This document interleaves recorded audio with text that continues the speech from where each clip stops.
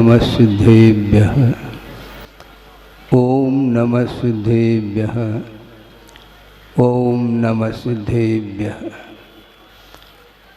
नमः श्री वर्धमानाय निर्धूत कलिलात्मने सालोकानां त्रिलोकानां यद्विद्यादर्पणायते।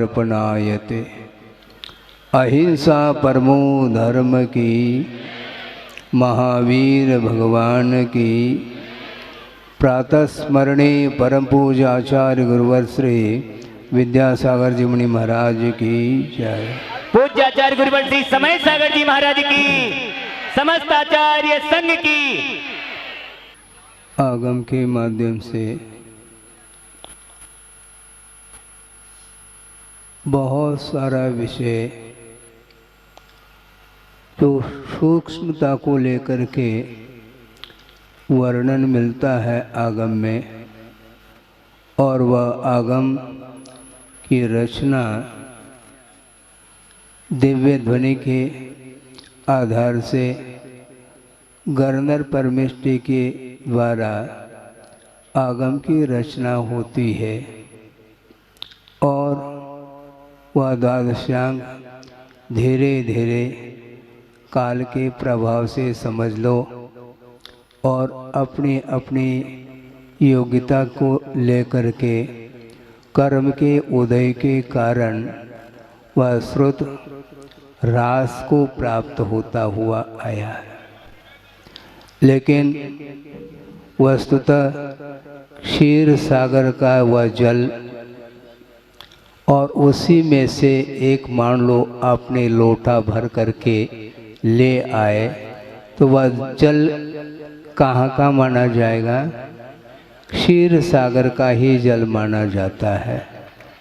उसी प्रकार गर्नर परमिष्टि के पश्चात उत्तरवर्ती आचार्यों के माध्यम से वह क्षीर सागर की धारा बहती हुई यहाँ तक आई है, और आचार्य महाराज उनको आचार्य ज्ञान सागर जी महाराज के माध्यम से, उनके मुखारविंद से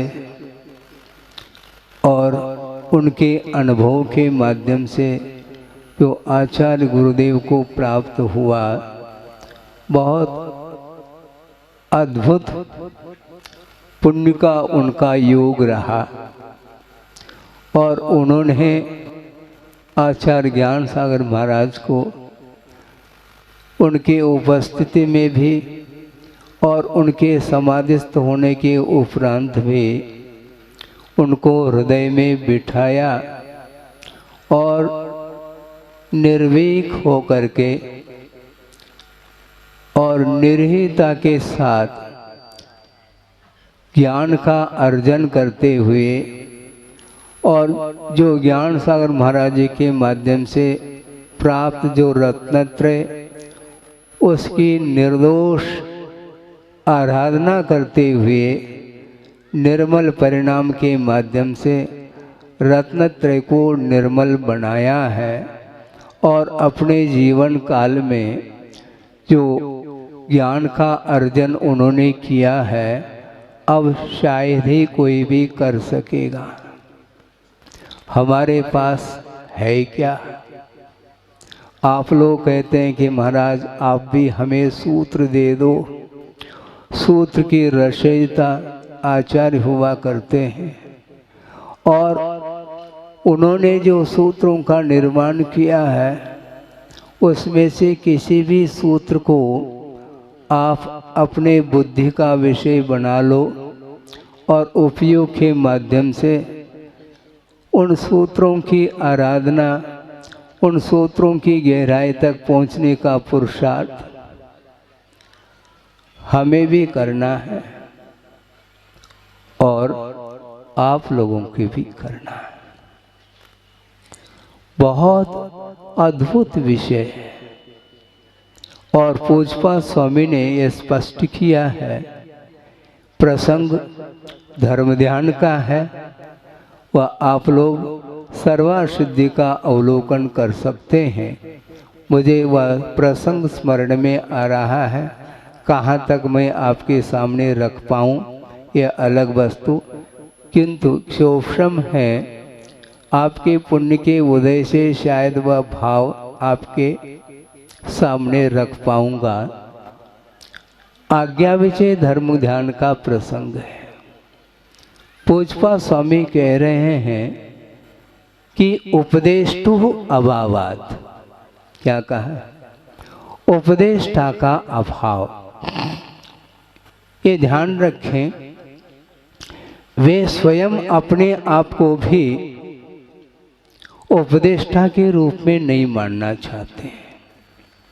हम लोगों के लिए तो सर्वार्थ सिद्धि का निर्माण करके महान उपकार किया है, और वे उमा स्वामी महाराज के द्वारा रचित जो तत्वार्थ सूत्र है, उस सूत्र की आद्य टीका उनके द्वारा लिखी गई है, और सर्वार्थ सिद्धि में अपने आप को लघुता का एक भाव प्रदर्शित करते हुए लिखा है। हम और आप ये कह सकते हैं लघुता है, किंतु वह सिद्धांत का प्रतिपादन करते हुए उन्होंने लिखा है कि उपदेष्टु अभाव, विशिष्ट उपदेष्टा का अभाव होने के कारण ये एक हेतु है। उपदेष्टु अभावात कर्मोदयात, कर्म का उदय होने के कारण। मंद बुद्धित्वात, आप सुने, मंद बुद्धित्वात, हम लोगों की बुद्धि मंद है। उन्होंने भी अपने आप को ये स्वीकार किया है, हमारे भी मंद बुद्धि है। उपदेष्टु अभावात कर्मोदयात मंद बुद्धित्वात, और एक अंतिम एक और महत्वपूर्ण कारण बता रहे हैं कि पदार्थानाम अत्यंत सूक्ष्मत्वात्, पदार्थों की अत्यंत सूक्ष्मता होने के कारण सर्वज्ञ प्रणीतम आगमम प्रमाणीकृत्य, सर्वज्ञ भगवान के द्वारा प्रणीत जो आगम है, जो मूल आगम है, अर्थागम है, उसको प्रमाणभूत मान करके हम श्रद्धा का विषय बनाते हैं, तो उसका नाम आज्ञा विषय धर्म ध्यान। इस प्रकार आगे भी कुछ पंक्ति उन्होंने लिखी है। जो पंक्ति हमें स्मरण में आ गई उनको आपके सामने रखा, और यह सर्वार्थ सिद्धि में 9वें अध्याय में धर्म ध्यान का प्रसंग आया है, उसमें आज्ञा विषय धर्म ध्यान के प्रसंग में इसको रखा। और उन्होंने एक बात और रखी, हेतु और दृष्टांत इन दोनों का अभाव हो जाता है। हम हेतु नहीं दे पाते हैं जिस समय, और दृष्टांत प्रस्तुत नहीं कर पाते हैं उस समय, इसको उस समय जो श्रद्धान का विषय बनता है, उस समय यह धर्म ध्यान का विषय बनता है। आज्ञा विषय धर्म ध्यान, हमें आज्ञा का पालन करना है। कहाँ पर क्या लिखा है इसका कोई अंत है नहीं, किंतु क्योंकि ये भी कहा है, सुना है, अंतु नत्य सुधीनम कहा। जब श्रुत का अंत नहीं है और उपलब्ध जो आगम हम लोगों के पुण्य के उदय से उपलब्ध हुआ है, उसको हमें बिना किसी संदेह के साथ हमें एकमात्र इदमेव इस प्रकार समझ करके उसको आस्था का विषय बनाना चाहिए। गुरुदेव ने एक बहुत अच्छा दृष्टांत दिया था कि आप लोग जानते हैं, एक हिमखंड है, एक बर्फ की डली जिसको बोलते हैं। मान लो 1000 व्यक्ति बैठे हैं और एक व्यक्ति के हाथ में वह हिमखंड है, एक छोटा सा एक बर्फ का एक टुकड़ा है, और वह एक दूसरे के हाथ में वह परिवर्तित होता होता अंतिम जो व्यक्ति बैठा है उसके हाथ में यदि पहुंच जाए तो शायद वह बर्फ की डली देखने को नहीं मिलेगी, थोड़ा सा हाथ गीला मिलेगा देखने को, स्पर्श में आएगा। इसी प्रकार यह द्वादशांग की जो द्वादशांगात्मक जो आगम है वह धीरे धीरे धीरे यहाँ पर पहुँचा है, किंतु हमारे हाथ गीले बने रहे। मान लो वह हाथ सूख भी जाए तो भी हमारा मन हमेशा गीला बना रहे।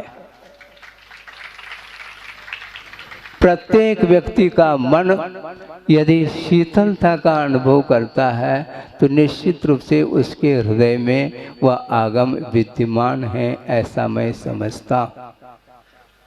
महान बड़े बड़े आचार्य होकर के भी वे अपने आप को लघु मान रहे हैं, और उसके माध्यम से ही कल्याण होने वाला है, उसके माध्यम से ही आत्मोन्नति होगी, और उसके माध्यम से ही वह आत्मिक शांति भी मिलने वाली है।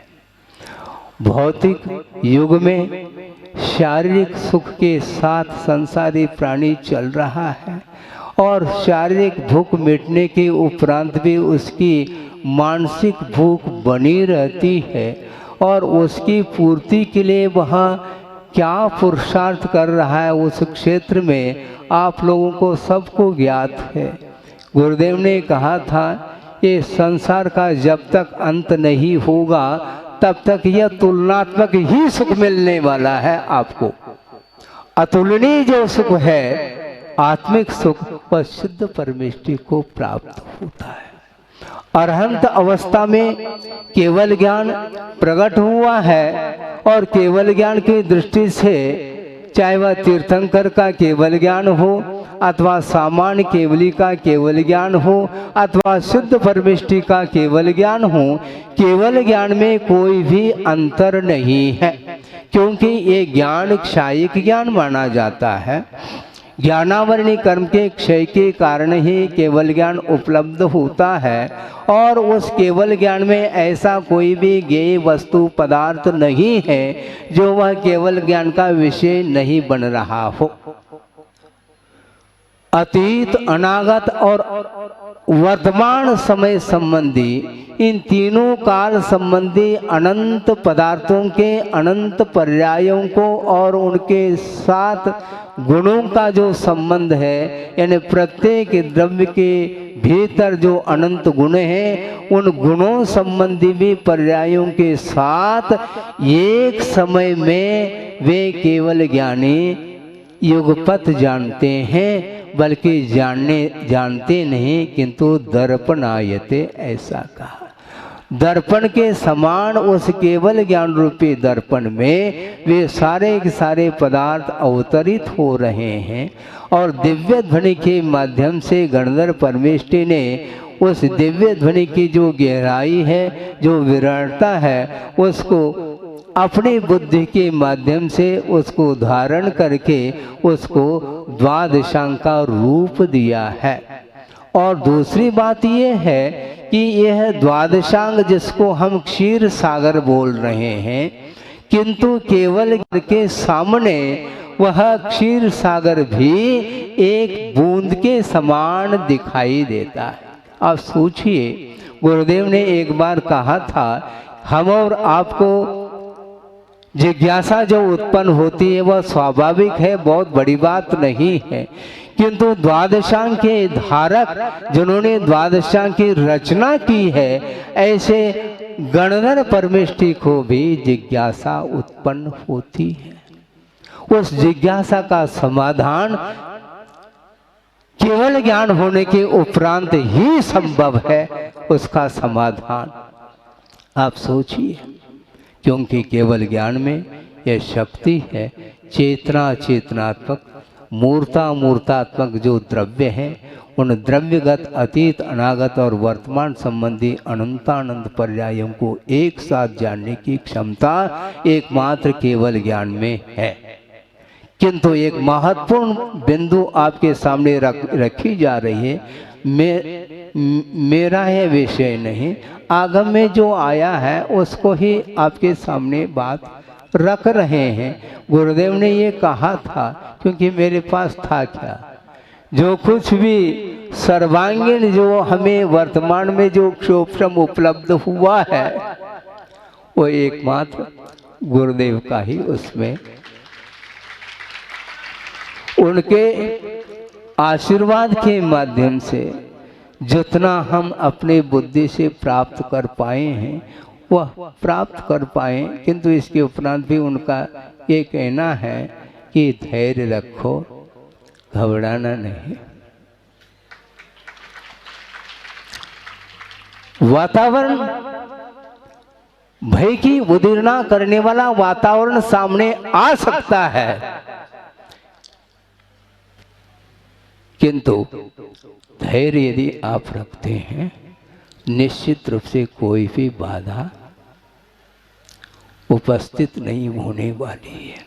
और उपस्थित भी हो जाए तो उस समय निजार्जितम कर्म विहाय दीनो न कोपि कस्यापि ददाति किंचन विचारयन् एव अनन्य मानस परो ददाति इति विमुंच शेमुषीम। शेमुषी बोलते हैं बुद्धि। इस प्रकार की बुद्धि को छोड़ो कि दूसरा मुझे कोई दे रहा है, ये निश्चय का कथन है। व्यवहार की भूमिका में बिना गुरुदेव के आलंबन लिए हमारा कल्याण नहीं होने वाला है। उन्होंने जो दिया है उसको हम आत्मसात करने का पुरुषार्थ करेंगे। हमारी योग्यता कितनी है स्वयं गुरुदेव जानते हैं। और जिस समय हमारा प्रवेश हुआ था और वस्त्र परिवर्तित हुए थे, जब तक वस्त्र परिवर्तित नहीं हुए थे आम सभा में जैसे आप बैठ जाते थे उसी प्रकार गुरुदेव की प्रवचन को सुनने के लिए बैठते थे। प्रवचन का क्या आशय ये मुझे पकड़ में नहीं आता था, लेकिन दो कान हैं, हमें श्रवण करना है और आस्था के साथ हमें श्रवण करना है। 8 साल अंतर्मुक्त के उपरांत वह क्षमता आती है, आवे ये अनिवार्य नहीं। अपनी अपनी भूमिका और अपने अपने परिणाम बहुत विभिन्नता को लिए हुए होते हैं। परिणामों में निर्मलता होते हुए भी उसमें बहुत भेद भिन्नता स्तर के अपेक्षा से हो सकती हैं। तो मैं भी आम सभा में जैसे आप लोग बैठे हैं उसी प्रकार बैठे थे महावीर जी में, किंतु सामान्य रूप से सबको आशीर्वाद मिलता था। पर्टिकुलर उन्होंने कोई आशीर्वाद नहीं दिया।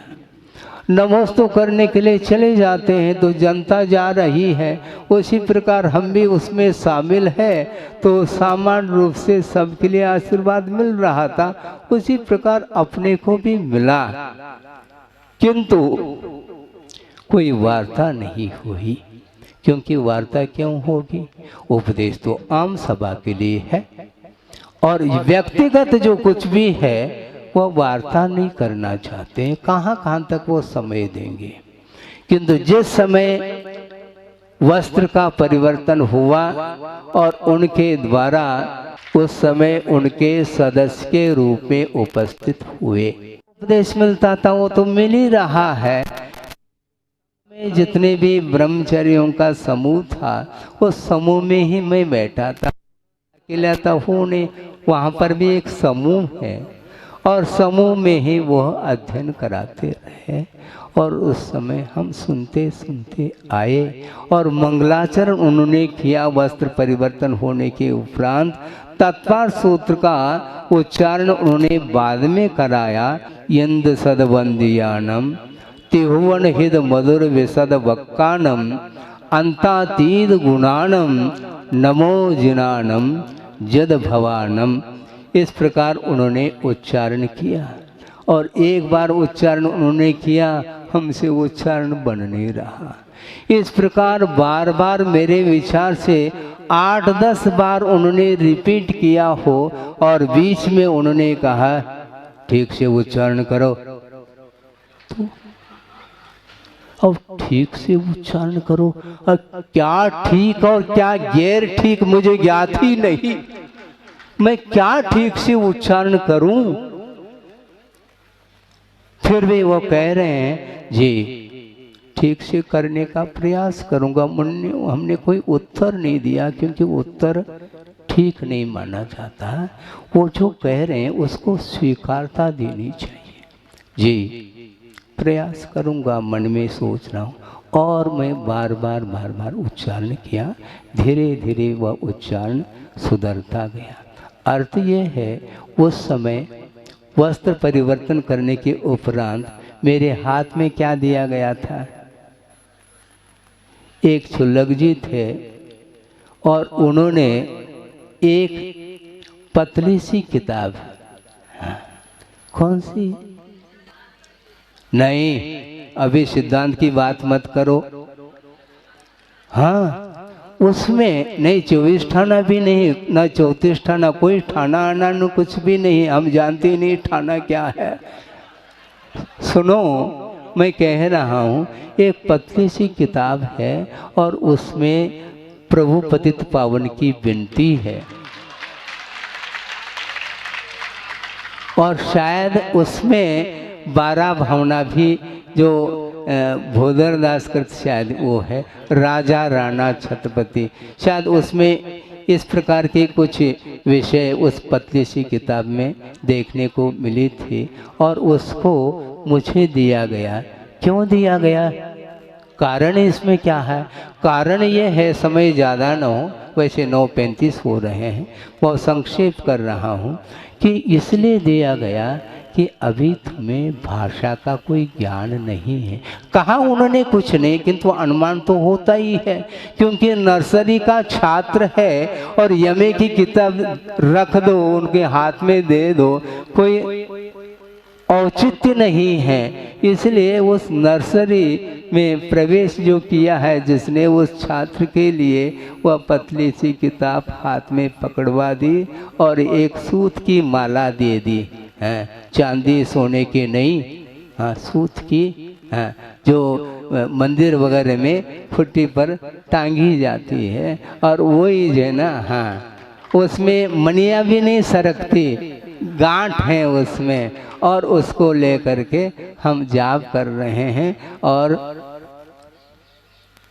वह पतली सी किताब, क्योंकि प्रभु पतित पावन कौन? प्रभु पतित नहीं, प्रभु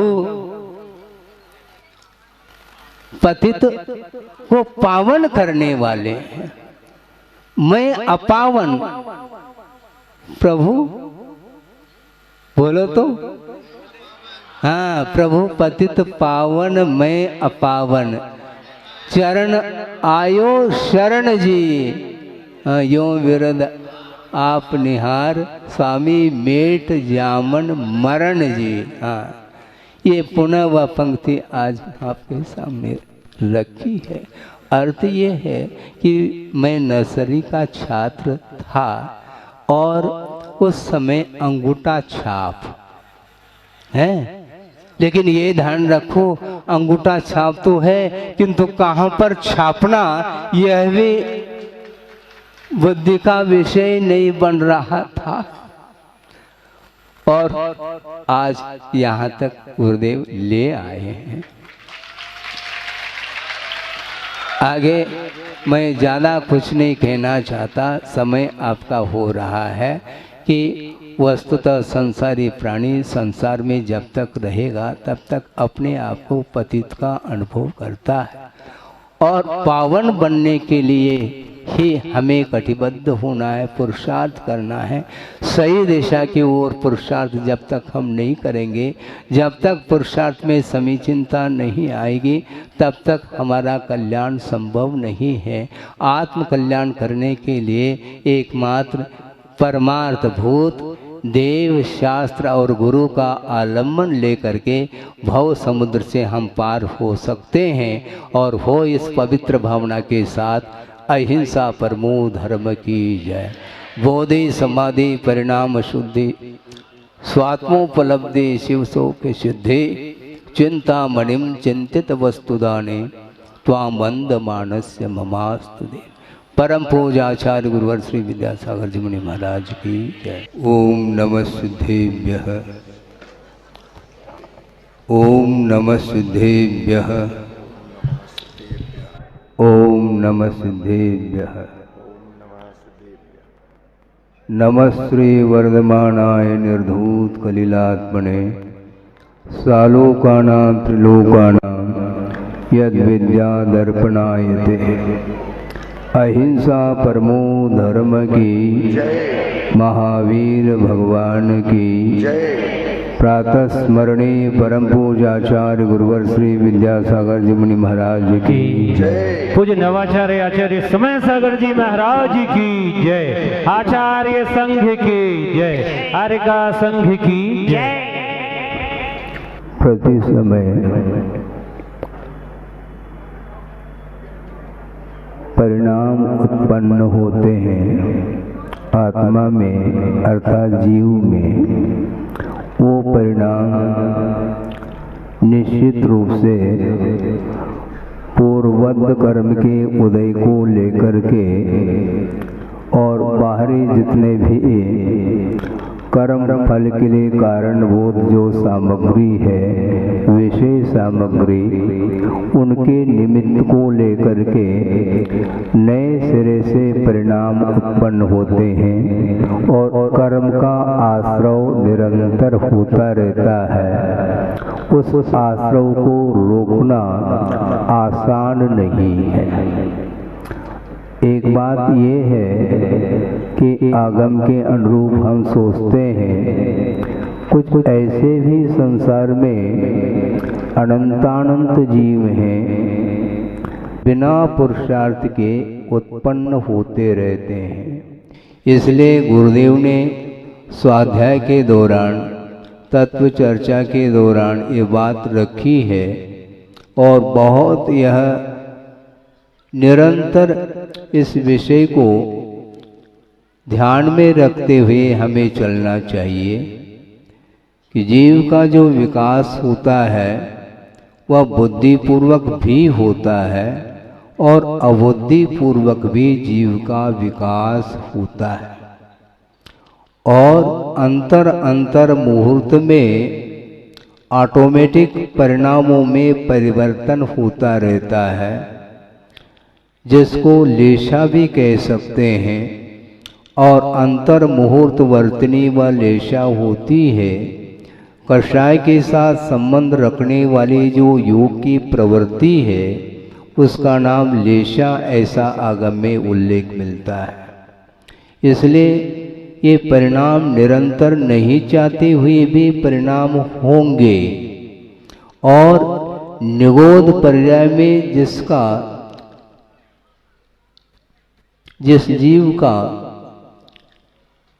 वास है, जहाँ पर एक श्वास में 18 बार जन्म और मरण हो रहा है और निरंतर वह अनंत दुख का संवेदन कर रहा है और एक कर्म फल चेतना की बात आती है, वह कर्म नहीं कर सकता, अर्थात बुद्धिपूर्वक उसकी कोई चेष्टाएं नहीं होती, किंतु पूर्व में बंधा हुआ जो कर्म है वह उदय में आता है तो उसका फल भोगना अनिवार्य सिद्ध होता है।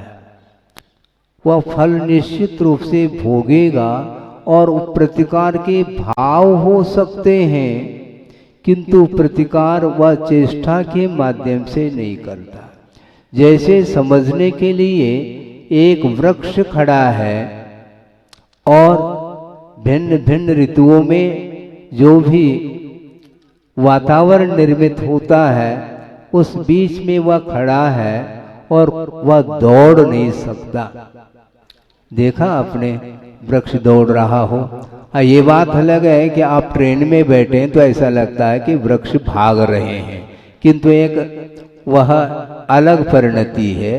किंतु वह वृक्ष भाग नहीं रहा, दौड़ नहीं रहा।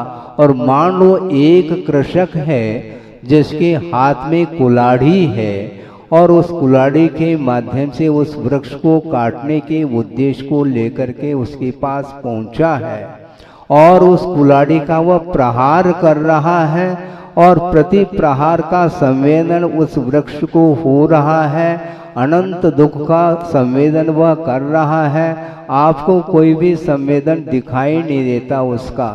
उसकी जो वेदना है आपकी दृष्टि में नहीं आ सकती।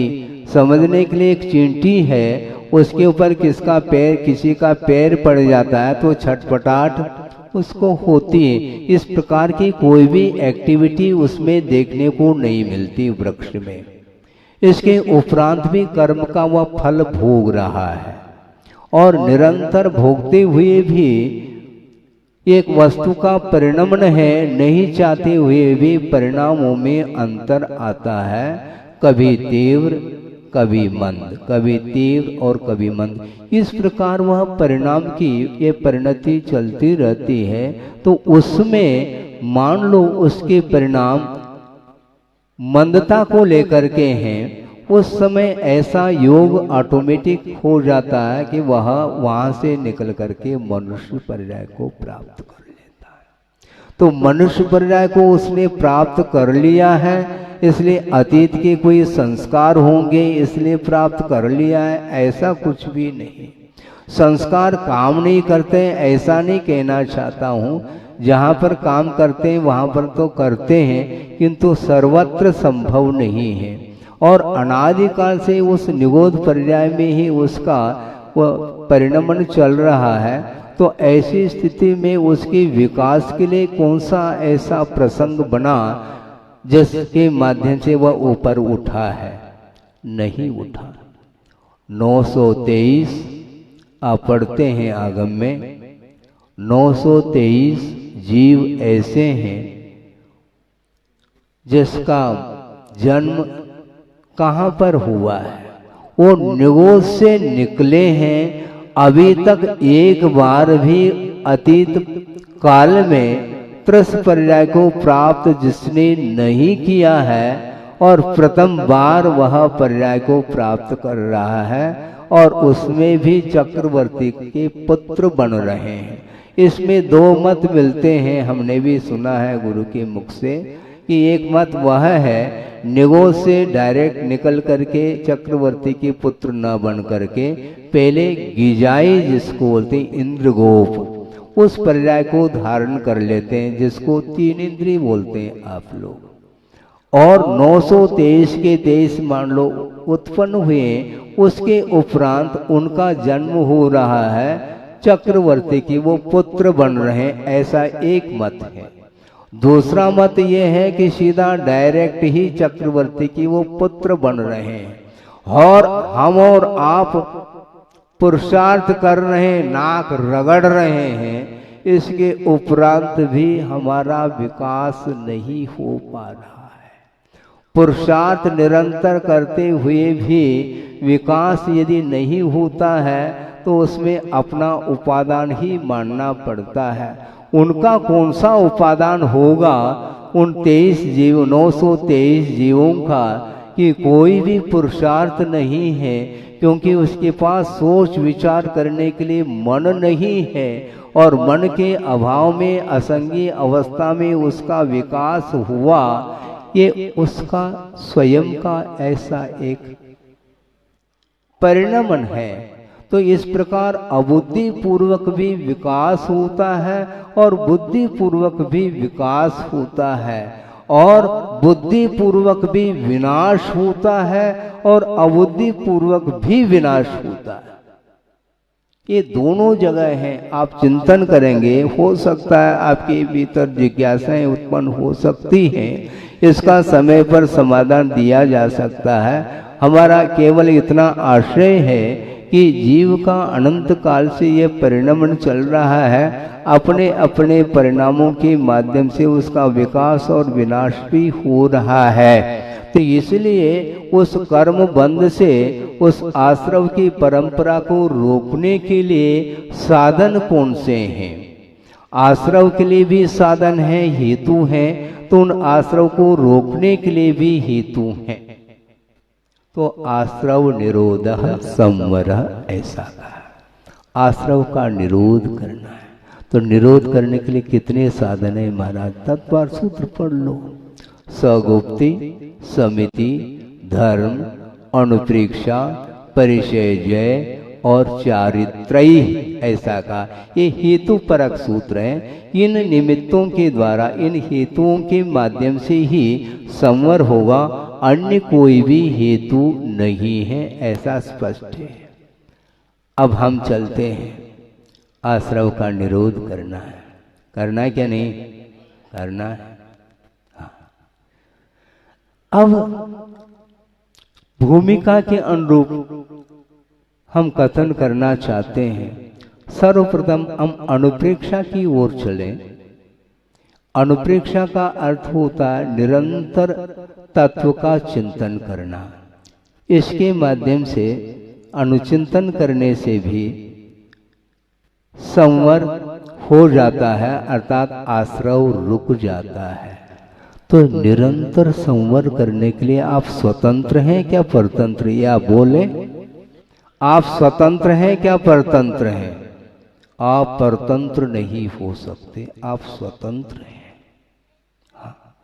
यदि ये मान लिया जाए कि महाराज कर्म का उदय निरंतर है, हम क्या कर सकते हैं? ऐसा नहीं। जब कभी भी आश्रव होगा तो कर्म के उदय में होगा, यह अलग वस्तु, किंतु कर्म के उदय में आश्रव हो ही बंद नियामक रूप से हो अनिवार्य नहीं है। तो रोकने का पुरुषार्थ करिए। तो गुरुदेव ने पंक्ति दी है, कई शतक उन्होंने अपने जीवन काल में निर्माण किए हैं। उसमें सर्वप्रथम आचार्य ज्ञान सागर जी महाराज की उपस्थिति में आचार्य गुरुदेव ने एक शतक लिखा था, वो निजानुभव शतक है, आपने पढ़ा होगा। उसमें एक छंद आता है, वो आपके सामने इसलिए रख रहा हूं कि मन को संयत बनाना बहुत कठिन होता है। वो हमेशा बार बार प्रयत्न करने के उपरांत भी उसका स्वभाव सा बना है, इसलिए उसको नियंत्रित करने के लिए ये बात कही जा रही है। क्या हो गया समझ में मुझको न आता, क्या हो गया समझ में मुझको न आता, क्यों बार बार मन बाहर दौड़ जाता। स्वाध्याय ध्यान करके मन रोध पाता, पैश्वान सा मन सदा मल शोध लाता। श्वान का अर्थ कुत्ता होता है, और मान लो वह पालतू कुत्ता है और उसके गले में पट्टा बांध दिया गया है, हाथ में जंजीर है, और वह मालिक उसके लिए अच्छे अच्छे व्यंजन मिठाई भी खिला सकता, खिलाया गया है मान लो। इसके उपरांत भी जब वह पट्टा निकाल दे तो वह कहाँ पर जाता है? गुरुदेव कह रहे हैं ध्यान रखें, नहीं तो आप बहुत चतुर हैं, शब्द पकड़ते हैं। शब्द पकड़ में नहीं आता, शब्द का आश्रय पकड़ो। हाँ, शब्द के माध्यम से ही हम भाव तक पहुंच सकते हैं। और गुरुदेव ने कितने पवित्र भाव रख करके एकाग्रचित्त होकर के हम लोगों के लिए परोस रहे हैं। महान उनका उपकार है, इसलिए आश्रय को पकड़ने का प्रयास करेंगे आप।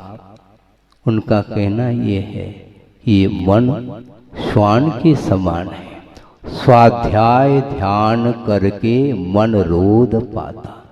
स्वाध्याय के माध्यम से, ध्यान के माध्यम से और अपने अपनी भूमिका के अनुरूप आवश्यकों का अनुपालन करते हुए उस मन को केंद्रित किया गया है, नियंत्रण में रखा है उस मन को। किंतु इन आवश्यकों से थोड़ा वो भी हम फ्री रहें तो वह मन कहाँ जाएगा? उधर ही जाएगा। किधर? जहां नहीं जाना चाहिए वहीं पर जाता है वो। इसलिए अपने को निश्चिंत बिल्कुल हमेशा ध्यान रखना चाहिए, कभी भी वह मन अपनी इच्छा के अनुरूप जा सकता है। और आचार्यों ने मन को संयत बनाने के लिए कहा तो है, किंतु 28 मूल गुण में उस मन को नियंत्रण बनाने के लिए कोई आवश्यक के रूप में क्यों नहीं रखा? 28 मूल गुण आप जानते हैं, आपको मुखाग्र भी है, 5 महाव्रत हैं, 5 समिति हैं, 5 इंद्रिय दमन हैं, 6 आवश्यक हैं और 7 शेष गुण हैं। इन 28 मूल गुण में मन को स्थान नहीं दिया। महाराज आप मन को रोकने की बात कर रहे हैं और 28 मूल गुण में उसको मन को नियंत्रण करने के लिए उसको क्यों नहीं रखा एक मूल गुण के रूप में? तो गुरुदेव का ये कहना है कि मन को हम नियंत्रण में तब रख सकते हैं जब आपके सारे इंद्रियां कंट्रोल में हैं, तो मन अपने आप काबू उसके ऊपर किया जा सकता। मन के ऊपर अंकुश लगाने के पहले भिन्न भिन्न इंद्रियां जो अपने अपने विषयों की ओर वह दौड़ लगाती है, वह दौड़ किसके द्वारा? उसमें भी मन का ही संकेत है। किंतु गुरुदेव का ये कहना है कि व्रतों का संकल्प होता है, गुणस्थान का नहीं। इसलिए मन को नियंत्रण करना है तो सर्वप्रथम इंद्रियों के ऊपर कंट्रोल रखे। समझने के लिए मन में कोई भी सुंदर रूप को देखने का भाव उत्पन्न हुआ, आप समझ रहे? मन में किसी सुंदर रूप को देने का भाव जागृत हुआ होगा। महाराज मन जा रहा है, आचार्य महाराज कहते जाने दो उसको छोड़ो, उसकी ओर ध्यान मत दो। किस ओर ध्यान दे? इंद्रिय निरोध करना यह व्रत है। हमारा संकल्प है, मन भले ही चाहे मैं किसी सुंदर रूप को देखूं, किंतु हमारा संकल्प है चक्षुंद्रिय के ऊपर विजय प्राप्त करना है। इसलिए मैं जब संकेत दूंगा तब उसको संतुष्टि मिली या मिलेगी। मन को हमेशा असंतुष्ट रखना चाहिए, ऐसा गुरुदेव ने कहा है। मन बहुत चालाक है, चतुर है, वो बार बार परेशान आपको कर सकता है। इसलिए मन को छोड़ दो, हमें संकल्प लेना है इंद्रिय के ऊपर विजय प्राप्त करना। तो सुंदर रूप यदि देखने में आएगा तो आप यदि मान लो इंद्रिय का व्यापार नहीं करेंगे, नेत्रेंद्रिय का व्यापार नहीं करेंगे, तो रूप का आप अवलोकन कर सकेंगे? नहीं कर सकते।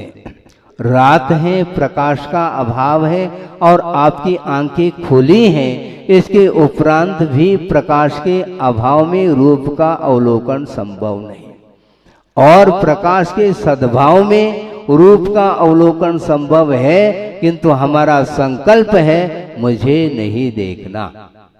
ये संकल्प ले लिया, अब मन क्या करेगा? तुम हो आओ, कहां पर? जहां जाना हो आओ। भिन्न भिन्न इंद्रियों के विषय जहां पर उपलब्ध हैं वहां पर घूम करके आ जाओ। लेकिन मैं व्यापार करूं तब की बात है ना। इसी प्रकार रसनेंद्रिय की बात है। मीठा अच्छा लगता है किसको? बोलो, जिह्वा को नहीं, मन को। और उसकी पूर्ति होगी जिह्वेंद्र के द्वारा, रसनेंद्र के द्वारा उसकी पूर्ति होगी। और मन चाहता है मुझे मीठा चाहिए। हाँ, कितना? जितना खिलाओ उतना चाहिए। तो ऐसा करो ना, मिठाई के दुकान में चले जाओ तुम, हाँ, और मन की लड्डू उड़ा लो और अपच भी नहीं होगा, तुम्हें ये ध्यान रखो। अपच भी, आफरा भी नहीं होगा। हाँ, मन की लड्डू खाते रहो, वहीं बैठे रहो। हाँ, दिन रात। हाँ, रात्रि भोजन का भी कोई प्रसंग नहीं आएगा, क्योंकि मन है। चले जाओ तुम, अपच भी नहीं होगा। उड़ाओ मन की लड्डू। कितना? कितने किलो? जितने किलो। हाँ, लेकिन उसकी पूर्ति जो होगी रसनेन्द्र के बिना संभव नहीं। इसलिए मन को संयत रखना चाहो तो सर्वप्रथम इंद्रिय के व्यापार को रोकने के लिए कहा है। इसलिए 28 मूल गुण में श्रवण के लिए इंद्रियों का व्यापार रोकने के लिए उपदेश है। ये 5 गुण हैं। इसलिए बार बार गुरुदेव का कहना है ये मन बाहर जाता है। क्यों जाता है? उसने स्वाद लिया है अतीत में, इसलिए बार बार स्मृति समन्वयहार। जिस पदार्थ के साथ आपका कोई उपयोग का संबंध नहीं है तो वह अज्ञात वस्तु वह कभी भी स्मरण का विषय नहीं बन सकता। अज्ञात जो पदार्थ है वह कभी भी मन का विषय बन नहीं सकता। इसलिए अतीत में जिन जिन विषयों का हमने संबंध उनके साथ रखा है, इसलिए बार बार उस ओर मन जा रहा है। जाने दो, हमें इंद्रिय का व्यापार रोकना है। इस व्यापार को रोकने के लिए गुरुदेव कह रहे हैं ये व्रत हैं, ये संकल्प हैं और तुमने लिया है, इसको बिल्कुल निर्दोष इसका पालन करो। महाराज फिर भी मन जा रहा है ना, नहीं जा सकता, फिर कहाँ लगाएंगे? कहीं नहीं लगाना उसको। हाथ में ग्रंथ ले लिया, मान लो ग्रंथ नहीं है तो आपने जो कंठस्थ किया है वह ग्रंथ आपके मन में है और एक एक सूत्र अथवा गाथाओं को उपयोग का विषय बना लो तो निश्चित रूप से आपका मन केंद्रित होगा। नहीं भी होता है तो गुरुदेव का ये कहना है आपको घबराना नहीं चाहिए, आप धैर्य रखिए। हम विपरीत चेष्टाएं नहीं करेंगे, अपने आप उस मन को आना पड़ेगा। मन कोई वस्तु ही नहीं, क्षोभम ज्ञानात्मक जो परिणति है उसी का न मन है। इसलिए निरंतर हमें ये जुनून है, क्या ये जुनून है? ग्रंथ सामने रखा, 50 व्यक्ति भी आकर के बैठ गए, ठीक है, उनको हमें हटाने की कोई आवश्यकता नहीं, किंतु अपने उपयोग को हटाने की आवश्यकता है। इसलिए निरंतर हम अपने उपयोग को स्वाध्याय ध्यान करके मनोरोध पाता।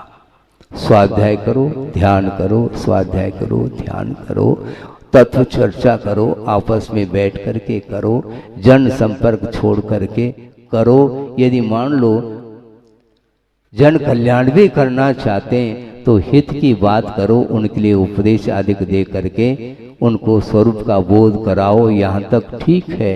किंतु वह अनादिकालीन मोह से संस्कारित जो मन है उसको संयत बनाने के लिए और कोई भी उपाय नहीं है, ऐसा गुरुदेव ने कहा।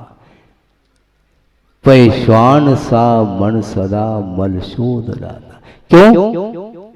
हम अपने आवश्यकों को छोड़ दी तो मन वही जाएगा। क्यों? उसका स्वभाव है और स्वभाव के लिए कोई औषधि है नहीं। न स्वभावाय भिषक, ऐसा कहा। स्वभाव के लिए कोई औषधि नहीं।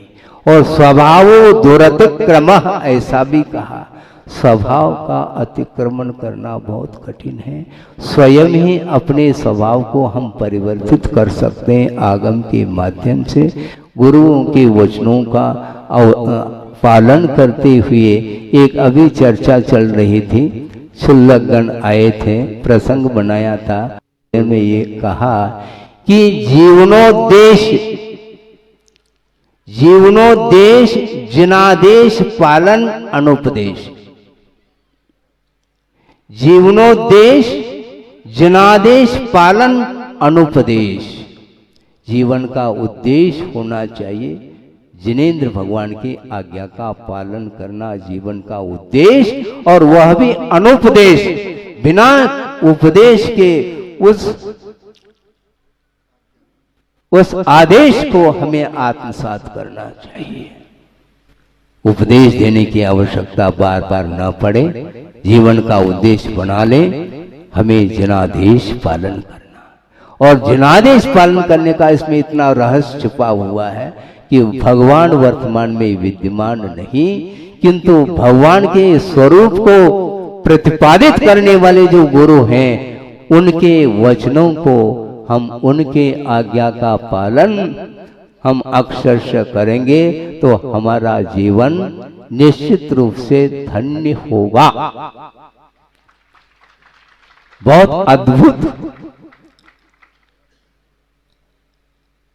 जब कभी भी गुरुदेव के स्मरण में लाता हूं और उनके वचनों की ओर हमारी दृष्टि जाती है तो भीग जाता हूं, कंठ अवरुद्ध होता है। इसलिए उन्होंने बैठ करके, एकांत में बैठ करके और जन कल्याण के लिए कैसे जीवन भर भी इसको हम आत्मसात कर लें, फिर भी अतीत के कुछ ऐसे कर्म आ सकते हैं, आड़े आ सकते हैं और आपके भावों को, निर्मल भावों को समाप्त कर सकते हैं, इसमें कोई दो राय नहीं। किंतु जब जो होगा देखा जाएगा। किंतु निरंतर हमें जो गुरुदेव के सूत्र हैं उस ओर ही हमारा ध्यान रहे, क्योंकि स्वाध्याय ध्यान करके मन रोध पाता, पैश्वान सा मल मन सदा मल शोध लाता था, ढूंढ करके लाता है, वो वही जाता है, जाएगा। इसमें एकांत से किसी का दोष नहीं है, क्योंकि अज्ञान दशा में इस प्रकार के कर्म का अर्जन हम लोगों ने किए हैं और द्रव्य क्षेत्रादि के निमित्त को लेकर के, वह विशिष्ट अनुभाग को लेकर के जब उदय आता है उस समय आपको गाफिल बना सकता है, बनाएगा। इसके उपरांत भी हमें हारना नहीं। अभी तक मोह की जीत हुई है, आत्मा की हार हुई है, किंतु गुरुदेव का कहना है कि जीवन का उद्देश्य जिनादेश पालन में आप रखोगे और बिना उपदेश के निरंतर मुझे और कुछ भी नहीं करना, मुझे कुछ भी नहीं आ जाए, मैं अंगूठा छापता रहूं, मैं कोई मुझे परवाह नहीं, किंतु जिनादेश पालन करने के लिए मेरी मति काम करती रहे। इससे बढ़कर के और कौन सा उपदेश? मेरा कोई उपदेश थोड़ी है, मैं उपदेष्टा नहीं, उपदेष्टा तो गुरु है और चतुर्विध संघ का निर्माण उन्होंने किया है, मार्ग प्रशस्त किया है, इसलिए मुझे मार्ग बनाने की आवश्यकता नहीं। और उन्होंने जो समय समय पर जो इसको विस्तार करने के लिए कहा है, उस विस्तार करने के लिए हम कटिबद्ध हैं और उनके आदेश पालन करने के लिए सबको कटिबद्ध होना चाहिए। ये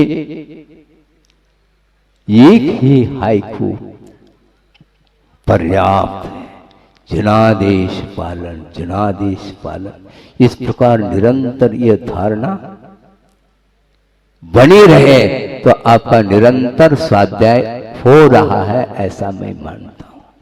क्योंकि स्वाध्याय कुछ क्षण के लिए किया जा सकता है, उपदेश भी कुछ क्षण के लिए दिए जा सकते हैं, और उपदेश समाप्त हो गया, तत्व चर्चा समाप्त हो गई और उस परिसर से बाहर जाने के उपरांत बाहर का जो परिसर है आपको प्रभावित कर सकता है। इसलिए मन को नियंत्रण में लाने के लिए इस प्रकार के गुरुओं के सूत्र, उनकी जो गाथाएं हैं, उनको हम आत्मसात करने का पुरुषार्थ करेंगे। निश्चित रूप से हमारा जो मन है बहुत जल्दी संयत होगा और निश्चिंत हो करके हम देव शास्त्र की गुरु की उपासना करते रहेंगे और देव शास्त्र गुरु की उपासना के माध्यम से ही प्रत्येक जीव का कल्याण निहित है और सबका कल्याण हो, इस पवित्र भावना के साथ अहिंसा परमो धर्म की जय।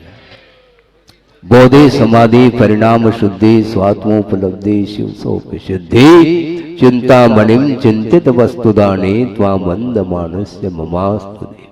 परम पूजाचार्य गुरुवर श्री विद्यासागर जी मुनि महाराज।